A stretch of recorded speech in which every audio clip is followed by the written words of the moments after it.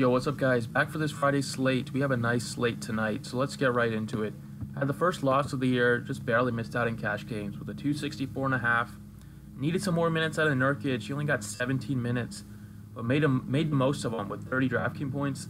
Like I said, he's a great per-minute player. It's always been if he's going to get minutes and can stay out of foul trouble, but wasn't able to get enough minutes for us and fell just short. Redick was a guy that I thought could get a lot of points off the bench, but Sixers game quickly turned into a blowout in the second half, so Redick, a veteran, didn't see the floor much, but it happened. Looking to bounce back tonight.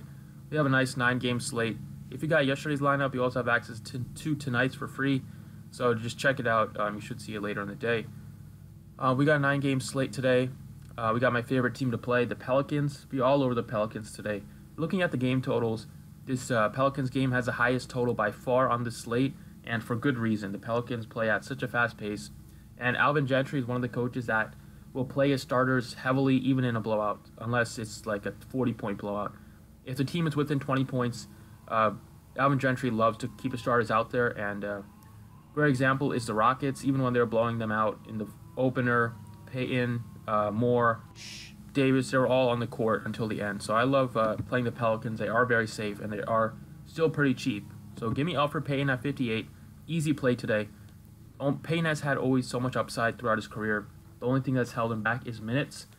When he was with the Suns, he was getting about 20 minutes. When he was with the Magic, he was not getting enough minutes. It's definitely the new haircut. He has a fresh new cut.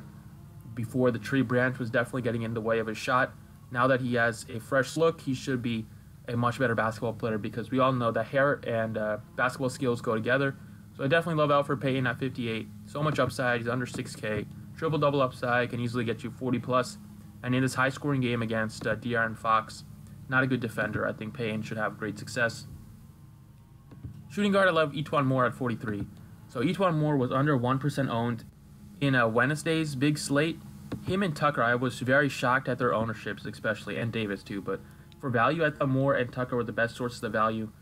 And tonight, I think it's the same way. I love Moore as a value play. He's a 4,300 guard/forward that's going to play over 35 minutes, 30 to 34 minutes. It's a good matchup against the Kings. Pelicans have the highest total on the slate at 120. And I think, just getting all the Pelicans you can is a great strategy. I love stacking in NBA as well if the game is high, and I think it's going to be a close game. So the Kings, they might be able to stay in this game. They played the Jazz very tough. So we'll see if the Kings can stay in this game and make it competitive. But I think either way, E'Twaun Moore is going to hit value at 4,300. Small forward, I love Nikola Mirotic. I like to call him Miro Money because he's made me so much money since he's come into the Pelicans team. Been playing him very consistently, and especially last year and this year. Looks like I'll be playing him heavily again, as he had a great game in the opener with 51. Double-double, great rebounder, great shooter, does everything. Great player next to Anthony Davis. Can even play next to Julius Randle well, because he can stroke the three ball. When teams try to double-team Anthony Davis, Mirotic can be open in the corner and knock down the three. So I love Mirotic at 7,000. It's a little pricey, but I think you can still make value just because of how heavily he's used and how high-scoring this game should be. So I like Mirotic at 7K. Power forward, going to go back to Anthony Davis. Fade him at your own risk. Centers against the Kings were excellent last year, and Davis is now the center with Mirotic playing the 4. So I absolutely love Davis. Fade him at your own risk until he gets over 13,000. He's super consistent, averages about 1.7 DraftKings points per minute without Cousins on the floor last year. And he just has so much upside. Almost had a triple-double in the opener. Ton of block shot opportunities, and he's just the best player in the NBA to play for fantasy purposes. So might even be the best player soon, but for fantasy, he's by far the best player. So I love Anthony Davis at 11.6. Still not priced up enough. Price only went up $500. At center, I like my first non-Pelicans player, Willie Cauley-Stein at 63. I like to find some kind of cheap centers. Marc Gasol was the guy on Wednesday's slate. He just didn't play well. He only shot like 2 for 11, I believe. But Cauley-Stein, he's coming into his...